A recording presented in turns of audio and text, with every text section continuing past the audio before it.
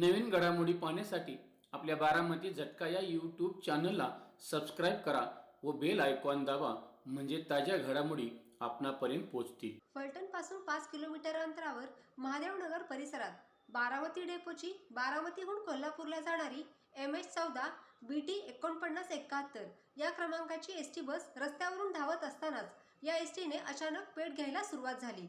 ड्रायव्हरच्या पुढील बाजूसच पेट घेण्यास सुरुवात झाल्यामुळे ड्रायव्हरने प्रसंगावधान राखून गाडी रस्त्यातून बाजूला घेतली आणि कंडक्टर व ड्रायव्हर यांनी दरवाजातून प्रवाशांना अगदी तातडीने बसच्या बाहेर काढून कोणतीही जीवितहानी होऊ दिली नाही। ही बस CNG होती। चालक आणि वाहक या दोघांच्या प्रसंगावधानाने बसमध्ये असलेल्या 38 प्रवाशांपैकी सर्वांचे प्राण वाचवले।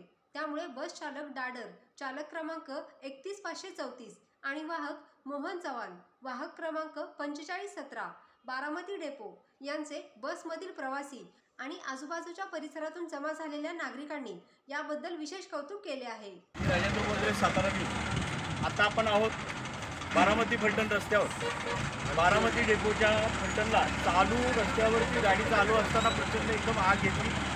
प्रसंगावधान राखलं। कंडक्टर आणि ड्रायव्हर त्यांचं कौतुक करेल एवढं थोडंच आहे।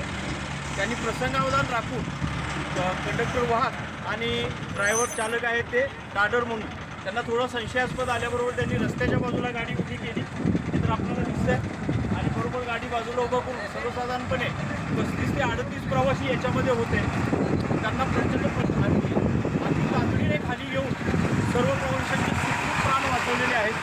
याबद्दल त्यांचं सगळेजण कौतुक करत आहेत। आणि ही गाडी CNG होती गाडी आणि त्या CNGच्या ह्यानेच बहुतेक हा पेट घेतलेला दिसतोय। त्यामुळे आता लोकांना अशी शंका यायला लागली की CNG बसने प्रवास करायचा का नाही करायचा।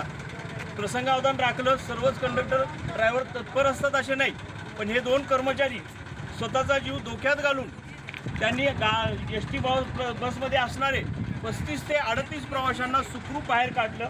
बसची अवस्था आपण पाहतोय कशी होती ते बघा। इकडे काय परिस्थिती आहे, सगळे टायर जळलेले, एकही सीट राहिलेलं नाही आहे।